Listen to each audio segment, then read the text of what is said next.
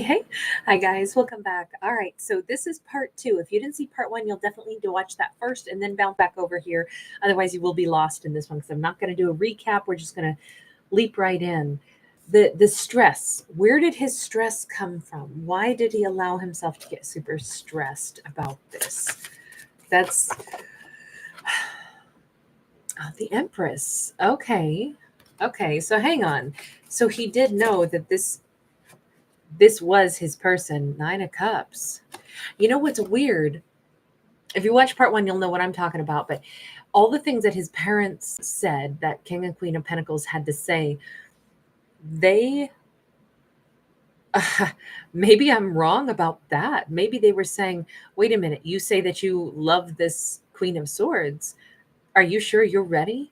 Are you ready to be married? Are you ready? Maybe they were actually more or less telling him in kind of a point blank way, we don't think that you're ready to move out and go marry somebody. We think that, you want this wonderful woman. Are you ready to be this wonderful, you know, person in her life? Is it possible that the King and Queen of Coins were telling him that he wasn't ready? Not that they didn't like the Queen of Swords, but that they told their own, in this case, son. It doesn't matter what genders we're talking about, but in this storyline, he's come up as a masculine. Let me just see. King and Queen of Swords, King and Queen of Pentacles, parents, what were you trying to say to him? The Moon. They were definitely asking about what's hidden. Have you told her everything? You say you really love this person, but what kind of a life are you going to have together? Queen of Wands. Hang on, let me get one more. Ten of Cups. I don't know. There's some kind of question mark that the King and Queen of Pentacles brought up to him, but it was about what's hidden. And it has everything to do with are you really going to be able to open up emotionally and be there for her? You say you really love this woman. She's a one in a kind, one in a billion, but maybe the King and Queen of Pentacles know that he's not the best at expressing emotions. And they were like, you need to work on yourself before you think that you're going to have success, especially if this is somebody that you love so much, somebody that you want. This is the person that you'd be devastated if things don't work out with her. And if there is some kind of emotional thing or hidden thing or this tendency that you have to be really closed off, maybe you need to work on that so you can have success with this person that you say is your wish come true. Don't jump in too fast to a connection that you really want to have work out if you haven't worked on yourself.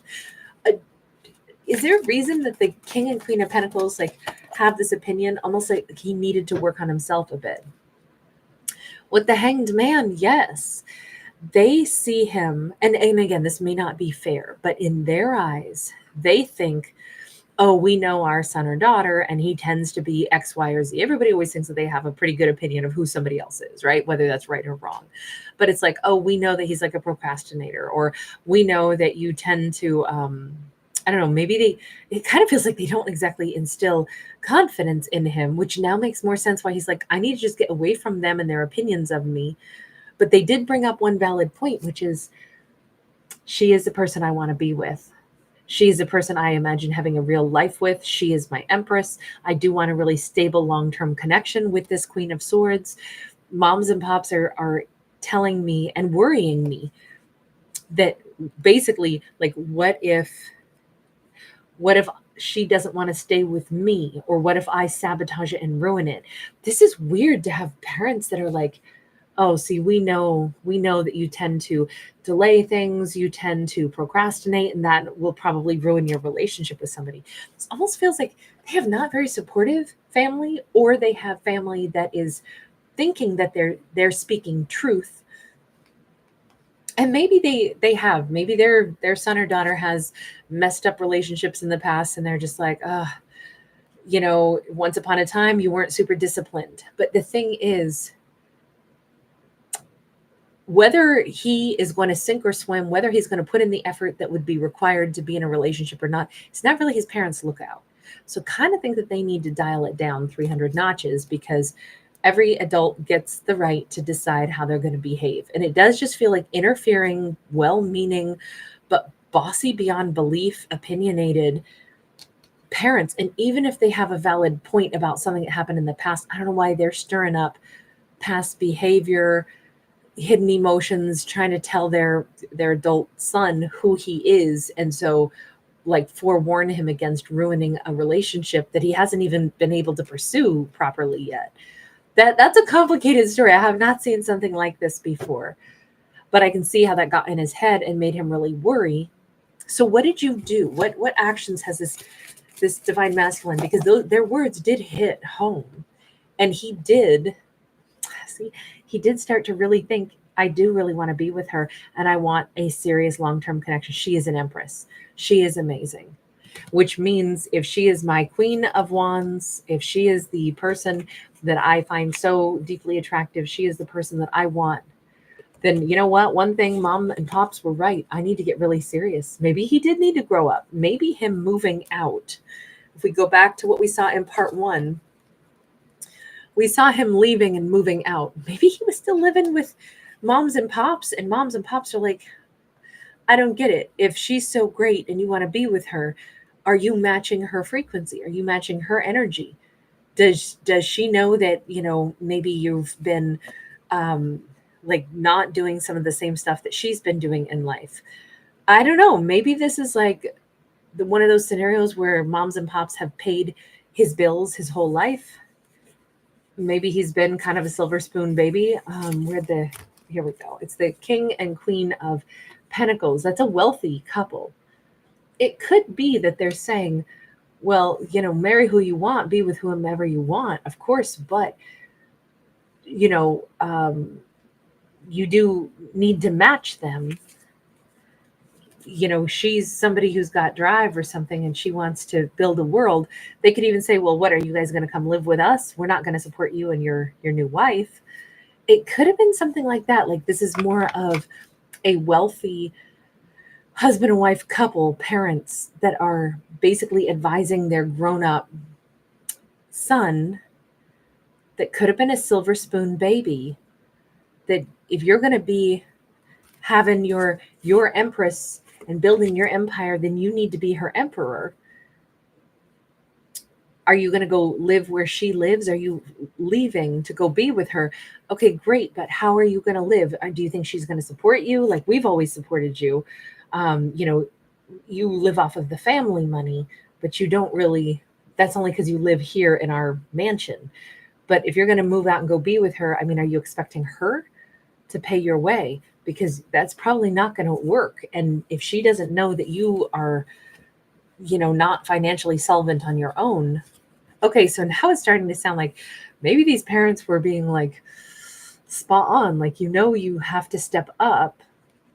It's weird because it does seem like there was like more money involved from the parents' side, but it doesn't feel like they were money grubbing or stingy. It feels like they were trying to give like solid life advice on like, okay, well, then it's time for you to launch. It's time for you to go, and you want to be with her, change your life the way you need to so you can be that emperor to your empress. But just know what that means. They didn't really want to have any more sit down conversations with the parents, but I do think that those words hit home, even though it stressed them out. I think they decided maybe that the parents were kind of had some points in there, and they've been getting their life together. They've been getting their own like financial independence. We see them moving out. We see them driving away. We see them like taking care of what they needed to. And they didn't want to tell anybody else about it. Not the Queen of Swords, who they love, and not their parents, because it's like that is true. I need to stand on my own 2 feet to a certain extent. I got to do this for me. We have cards that keep saying that he's been changing his life. He needed to move out, walk away. He may not have enjoyed, because there could be a weird push-pull between the parents and him, though, because there is some element of even if the parents said some things that were true, they might also have kind of wanted him to stay, keep living in the family mansion. Just know that you can't bring some, you can't go have a life of your own if we're still paying your bills. There's something to all of that. There's always been a little bit of, with that Nine of Cups, there was some entitlement on his part that maybe he wasn't even aware of, but he thought that the mother figure was kind of like controlling and he has a right to go off and be happy. It does kind of feel like a little kid who's been spoiled and is like, you know what? Yeah, my mom and dad, they won't let me like have the keys to the car that they bought me. There's a little of that vibe that was in here. I'm not saying that's what it was. I'm just saying, like spoiled teenagers can get really like, oh, it's so unfair. It's like, actually, no, you don't own anything. You don't have a job. You haven't been trying to work for your money. And so actually your mom and dad do set the rules about what car you can drive, when you can drive, and when you need to be home because you live under their roof and make no money of your own. But it's unfair. Like there's a little thread in here. And I'm thinking that these parents had a leg to stand on. I'm thinking that he kind of knew it. I'm thinking that some things that were said needed to be said, and it did make a positive impact, even if there was also a two-sided thing where the parents were being a little over the top, stepping over boundaries. So what happens? What do we have in this storyline for outcome? Eight of Wands and the Emperor. You know what? Because he really did fall in love with her, and he really did do like a self-check, and he really did say, yeah, I don't want my parents having any say in my relationships, but they did say a few things that maybe were sobering that I needed to hear. I did need to, like, if you don't want to have to hear certain people's opinions, then you have to kind of like, maybe I keep feeling like he had to get out from under their roof, whatever that means. Not that it's bad to live with family. I mean, in many cultures, generations of family live together. That doesn't mean that somebody is like not a grown up. Not at all. I mean, who hasn't lived with family or roommates or siblings or, something at some point in their life? Most all of us, especially when finances are so hard and the world is so expensive. Of course, you go round and round sometimes. You move out, you're gone for years, you live together again, at different points in your adult life history. Lots of times people will, bond together. I think that's a beautiful thing, not something to be like shamed. But this storyline is very specific about a character who perhaps was like kind of, there's living with family for decent financial purposes, and then there's being the little prince or princess who mommy and daddy take care of their every whim. Like that, those are two different scenarios, right? Family members bonding together in times that are lean or times that are difficult versus I don't have to grow up because somebody else will take care of all of my problems. That's two different scenarios. And I don't know if that was the scenario or if that's how the parents wanted to lay it out. It may not have been true. There's a lot of, in this story, we have some things that I feel like there's a lot of murky areas in this. I don't think that this character comes across as lazy at all. In fact, he's pretty self-aware or pretty swiftly becomes self-aware. I'm kind of wondering if he didn't have like helicopter parents who were then also saying the exact reverse, like trying to keep him but then also telling him what wasn't good enough about him, which is very confusing. Wait a second. So I'm supposed to do this, but at the same time, you'll shame me for it. No, you can't move out. You don't have enough money, but gosh, you're just going to live off of us forever. And it's like, wait, there's weird layers to this story that are very hard for me to articulate because I feel like it's back and forth and back and forth. And there is a manipulation. We saw the Queen of Cups in the reverse, but we also saw there were some things that seemed valid and he thought about it and he made these changes because the outcome is he's a full-blown emperor and he is moving on. Eight of Wands, he's going after what he wants. He's going after his Empress. I kind of think that this is a great masculine who really, he did figure out what's right for him. There were definitely some cringe moments in this story where I was like, yeah, it's getting uncomfortable. Like I can't figure out who's ew, those parents are overstepping bounds. But on the other hand, is he letting himself be babied? But oh wait, no, he's. It was just complicated. It was a complicated story. It was a complicated. I think by him basically exiting the situation so that the parents aren't like helicoptering over him was the best answer for him to just live his life, and for him to be able to not be stressed out by other people's opinions of what he should do, how he should do it, who he should love, when he's ready. He just needs to do his own thing. Six of Wands and the Death card, and that is exactly where he's at. He feels so good about himself. This, he really did need away from the overshadow of those parents. He feels better about himself. He feels more empowered. What happens between him and this Queen of Swords? Please know this could be a same-sex couple, reverse gender roles, does not matter. Temperance. I mean, honestly, these two could be really, really good together because now there's not that extra layer of family opinions in the between them. This is them finally being able to be on each other's level.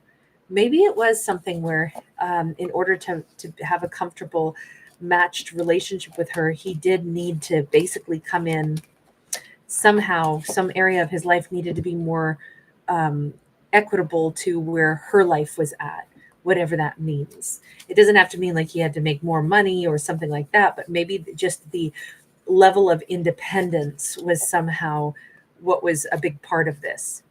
It's weird because it did feel like he came from a great deal of wealth in this storyline. So very specific one on this. All right, I'm going to leave that there. Thank you so much for hanging out with me. Thanks for giving it a thumbs up and subscribing. Bye.